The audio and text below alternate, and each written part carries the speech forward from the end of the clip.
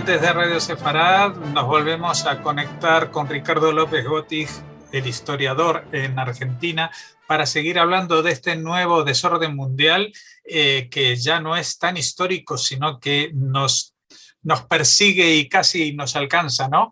¿Qué tal, Ricardo? Hola, Jorge, ¿cómo estás?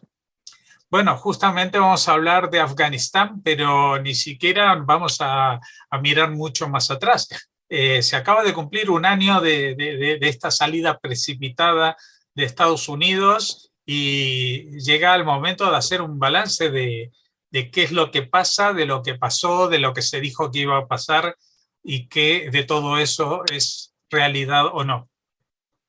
Un año del retorno, recordemos que en principio los talibanes habían tomado el poder en 1996 y a partir de la operación masiva de la OTAN en territorio afgano en 2001, cuando se producen los atentados de Al-Qaeda en Estados Unidos, ahí caen los talibán y mayormente se van a refugiar en Pakistán, en donde van a continuar haciendo su guerrilla, pero que fueron recuperando bastante territorio a lo largo, sobre todo de los últimos 5 o 6 años en Afganistán.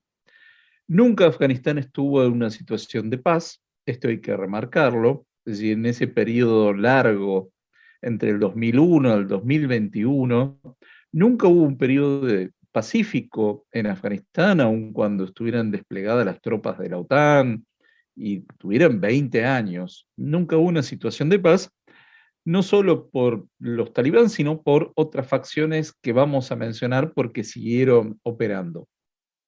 Lo cierto es que efectivamente se ha cumplido un año de los talibán con el retorno al poder y no han cumplido las promesas que habían hecho de que iban a volver mejores y más civilizados y pacíficos y respetuosos.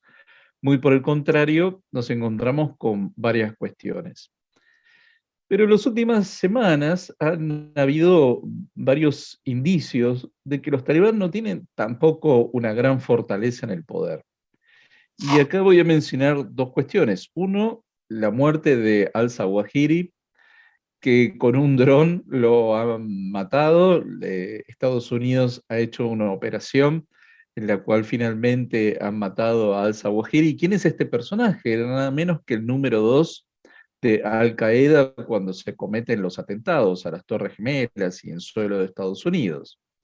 Al-Zawahiri, a diferencia de Osama Bin Laden, al-Zawahiri era de origen egipcio y él se había implicado en todo el movimiento islamista en Egipto en contra del régimen de Hosni Mubarak. Y bueno, él desde pues en su exilio en Sudán y ahí comienza a vincularse con Osama Bin Laden y forman Al-Qaeda. Pero lo cierto es que fue el número 2 hasta ahora. Al-Zawahiri retorna a Afganistán cuando los talibán vuelven al poder, vivía en Kabul y finalmente se lo ejecuta con un misil. Lo cierto es que esto marca una debilidad por parte. Una semana después va a haber una serie de atentados. En esto ni Estados Unidos, ni la OTAN, ni la Unión Europea tienen nada que ver, sino que es una amenaza interna que tienen los talibán, que viene de lo que se llama el ISIS de Jorazán o también Daesh o Estado Islámico, que opera en territorio de Afganistán. Los más memoriosos recordarán que cuando se estaba haciendo la salida de no solo de los funcionarios y las tropas y los que habían ayudado a la presencia occidental durante 20 años en Afganistán, que hubo una serie de atentados en el aeropuerto de Kabul, ¿no? Hubo un atentado que cobró numerosas víctimas. Bueno, eso fue justamente el ISIS-K o ISIS de Jorazán o Estado Islámico o Daesh. Encontramos muchas denominaciones al respecto, pero siempre estamos hablando del mismo grupo y que ya en 2021 había hecho algunos atentados contra la comunidad hazara en Afganistán y que ahora en agosto también volvió a cometer varios atentados contra mezquitas de la comunidad hazara. ¿Qué es esta comunidad? No solo es otro grupo étnico, porque el 40% de Afganistán es de la etnia pastún, de donde vienen los talibán, pero además los hazara hay otro tema, y es que son chiitas. Entonces, esto para la visión de los talibán y mucho más para los de Daesh es una herejía, la Shia dentro del mundo islámico. Los talibán de alguna forma tratan de mostrar que son un gobierno aparentemente normal y dentro de los parámetros aceptables a nivel internacional, no han emprendido campañas contra los hazara en esta oportunidad, todavía llevamos un año, todavía no han atacado a los hazara, pero sí esto se convierte en un punto débil porque Daesh está cometiendo atentados contra esta comunidad, con lo cual obliga a los talibán, que los rechazan, a tener que de alguna forma defender a los hazara, ¿no? Los pone en una situación muy incómoda mostrando una versión mucho más extrema del Islam y atacando a aquellos que las dos partes consideran como heréticas, ¿no? Esto es muy interesante, como un juego bastante perverso por parte de Daesh. Bien, pero hay otro tema, y esto que es particularmente sensible en el mundo occidental, y es que desde hace un año las escuelas secundarias para mujeres están cerradas. Si bien ha habido un compromiso verbal por parte del Ministerio de Educación de los talibán, nos podremos imaginar qué tipo de ministro de Educación pueden llegar a tener, hubo un compromiso de que se iban a reabrir estas escuelas porque estaban buscando los docentes suficientes y preparados y a su vez tienen horarios alternativos o días alternativos para asistir a clases porque no permiten que varones y mujeres concurran el mismo día. Esto se ve en las escuelas primarias y en la universidad, lo poco que queda abierto para las mujeres en las aulas universitarias. Lo cierto es que ya hace un año que las niñas adolescentes no pueden concurrir a su formación secundaria, con lo cual lo que ha ido ocurriendo en este último año es que han continuado de alguna forma en modo clandestino algunas escuelas secundarias para que continúen su formación. Porque bueno, después de 20 años de presencia occidental y del gobierno de Hamid Karzai, es decir, algún cambio cultural esto ha ido generando, y lo cierto es que más mujeres se han insertado en la vida académica, en la vida profesional, han ido conociendo otras formas de vida muy diferentes a las que quieren imponer los talibán y quieren continuar con su instrucción. Bien, esto es la situación actual y acá hay que señalar también la importante cantidad de gente con sus familiares que han quedado varados, ya ha pasado más de un año, que han quedado varados, que colaboraron como traductores en distintas situaciones, con distintas misiones militares o gubernamentales, y que aún no han podido ser rescatadas y llevadas a los distintos países con los que han trabajado. Con lo cual, por un lado, los talibán siguen manteniendo este sistema de segregación en su propio país, tal cual lo habían hecho en el periodo anterior, del 96 al 2001, pero hasta ahora no se han preocupado por exportar su modelo político. Esto puede, de alguna forma, tranquilizar al mundo. No obstante, hay que estar atentos porque ellos probablemente vuelvan a ser una sede de entrenamiento de grupos terroristas en el mundo islámico y mucho más allá. Ahora, ¿por qué los talibán quieren tratar de mostrar cierta imagen de normalidad?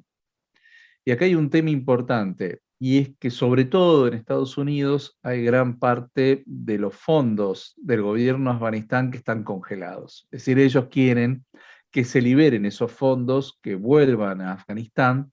Estamos hablando de unos 3.500 millones de dólares, pero para una economía totalmente colapsada, en la que no hay inversiones, que no es una economía productiva después de tantos años de guerra y sobre todo con este tipo de régimen, bueno, les permitiría de alguna forma sobrevivir un tiempo hasta quién sabe cuándo. Bueno, sin duda es una situación un panorama bastante terrible, pero que era el que todo el mundo preveía que iba a pasar, ¿no? O sea, Así es. no hay ninguna sorpresa. Los talibanes han seguido siendo talibanes pese a lo que prometían. Afganistán sigue siendo un país ingobernable a pesar de los distintos poderes mundiales que lo han intentado, tanto externos como internos. Y bueno, y desgraciadamente, seguramente dentro de un año tendremos que hacer un nuevo balance y decir, ya pasaron 2 años de los talibanes y qué ha pasado aquí, ¿no?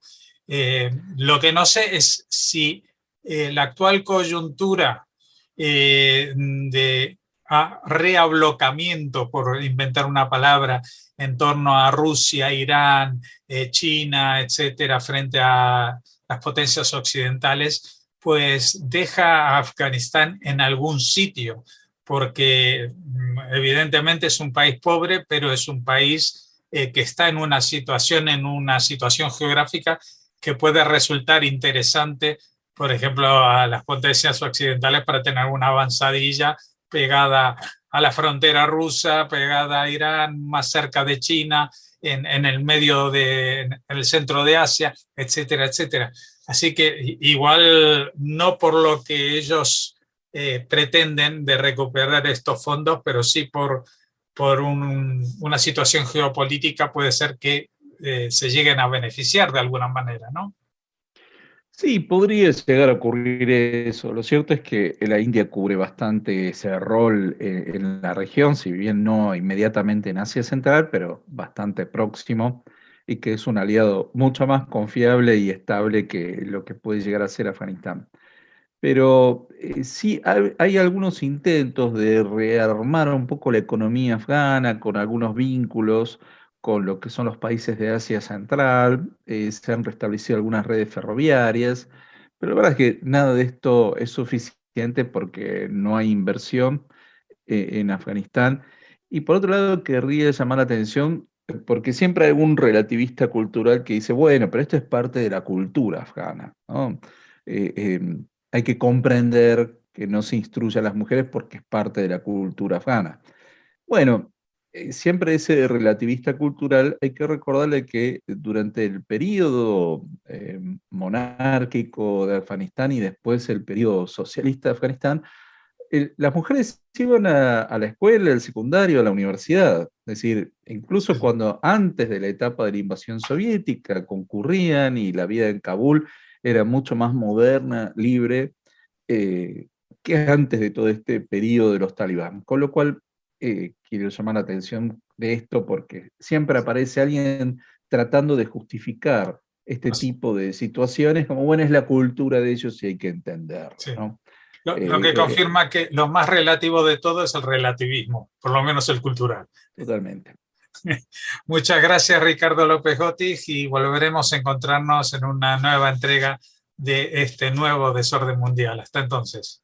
Muchas gracias y como siempre un gran saludo de la audiencia de Radio Sefarad que nos acompaña semana a semana.